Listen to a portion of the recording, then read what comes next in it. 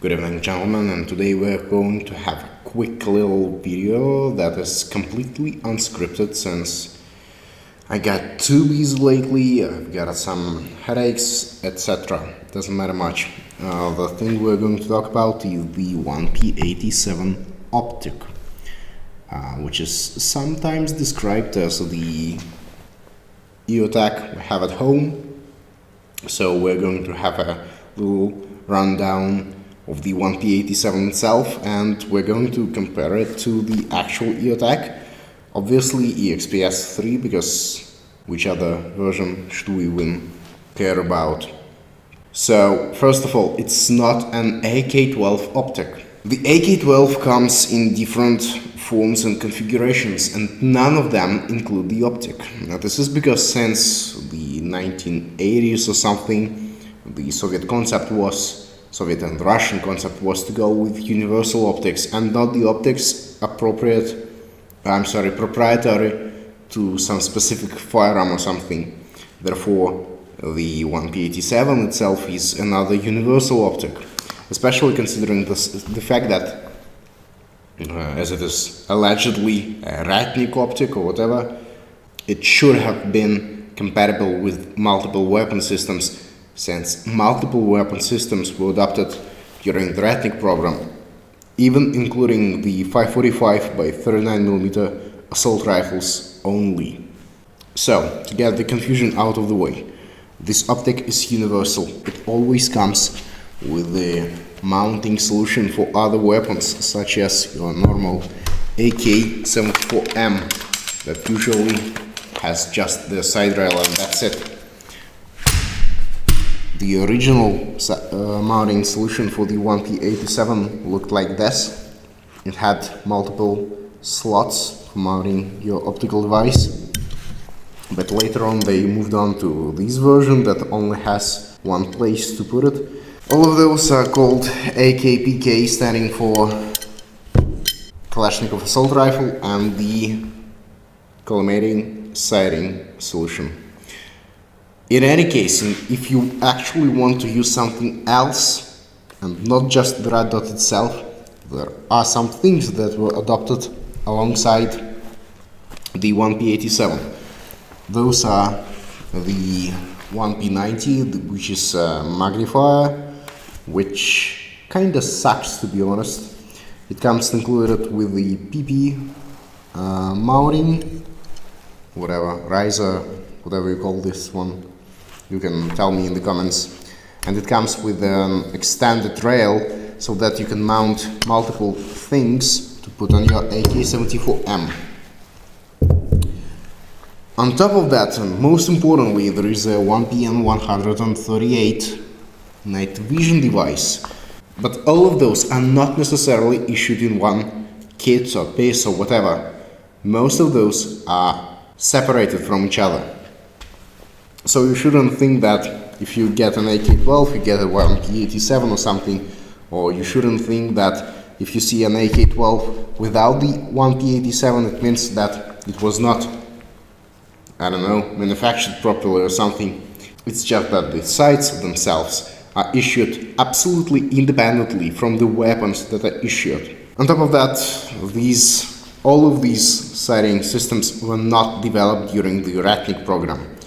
They were parallel programs the programs were parallel but different from each other. Those are not the same program. These were not a part of the Ratnik. But in any case, we don't care much about all the other things today. We're going to focus on the 1P87 itself. The first generation of 1P87 looked like this. The second generation of 1P87 looked like this. But you should always understand that there was a lot more different subversions of those. The key differences are going to be in construction, in the reticle, and in the glass used. So why that matters? In order to answer that question, we have to dive into the details of each of those sights. So the original 1P87 consists of two main parts. It's the body and the housing for the lenses that you're actually going to look through. And what this sight is not a holographic sight. There was a lot of speculation about the early 1P87s being holographic and the late ones being not holographic, but that's not the case. In reality, there is a series of different PK series civilian grade red dots that are manufactured by the same company, Valdai, that produces these. It is also known as the Jupiter plant, whatever. And the military adopted the PK series of sights. There also is a PG series of sights, the holographic series, and it was not adopted, so get it out of the way. We don't care as much about it. What's the main difference? The main difference is in the way the reticle is produced. And why that matters? Well, we'll see. However, what I do want to mention is why that does not matter, because there's a lot of things surrounding the holographic sights that are being presented as something specific to holographic sights, while in reality it's just some feature of an EOTech. For a very long period of time, the holographic sight and EOTech were just the same thing, so many of the features of the EOTech are attributed to the holographic design overall. This is a bad idea to think this way, because some of those features are transferred to the 1P87s, despite the fact that 1P87 is not a holographic sight. So what are the purposes of a red dot sight on our assault rifle? First of all, it should allow us to shoot during the daytime. Second of all, it should allow us to use our rifle during the nighttime. And thirdly, it should increase our capabilities doing both of those things. In order to fulfill that role, any combat military grade red dot sight should have some features. Let's go into those. The original 1P87 used an unusual, I would say, sight mark that allowed you to shoot at the distances of 100, 300 and 600 meters if the rifle is zeroed properly. However, it was possibly quite difficult to distinguish between those many dots, so later on it was swapped for a more EOTech-like sight mark, which I'm not sure was a great idea. On top of that, it was found that with the high glass quality and pretty clear lenses, the 1P87 was not bright enough to be used in broad daylight. So what they actually did with the latter version of the 1P87 is that they made the front lens, the objective of the red dot, dimmer, and you can see that by looking at this example right here. This one was actually broken. I believe it was broken in combat, and if you take a look inside, you can see that the lens that actually has this coating that leads to the blue tint of the image is not the one that has anything to do with the image projection.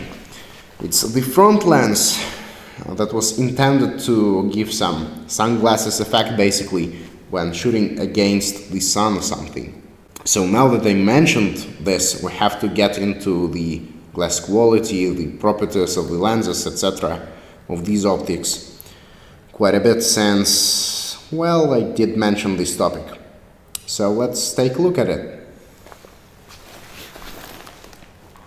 So now you're looking through an early production 1P87, a late production 1P87, and an actual EOTech. As you can obviously tell, the late production 1P87 falls quite behind the counterparts. This is because, and now you're looking at a broken 1P87, they added some tint to the front lens of the sight. I hope that a direct comparison of all of those in one shot may be illustrative as well. The biggest issue I have with the 1P87 is the fact that it always has a screw and that's it, unlike the EOTech that has a proper quick detach mount, which I prefer a lot to the non-QD solutions, since I do believe that the capability to switch the sighting solutions during combat may be actually very useful. For example, if you are going to use a thermal, this capability might be extremely useful. The brightness of the reticle is adjusted by a knob on the right side of the optic, which is both great and bad simultaneously. The knob is quite aggressive with very distinct clicks, which is a nice thing in my opinion. However, you do have an issue that if you turn off the optic in the daytime settings, you have to scroll through all the settings the site has to get to the night vision ones, which is unpleasant, I would say. It's not like it has some actual importance in combat, but it is just a little frustrating. What does matter though is the fact that you only have 9 brightest settings and that's it. And during the nighttime, you can only realistically use 4 of them at best, with 4 being a daytime setting already. The first 3 are actually quite nice on the other hand.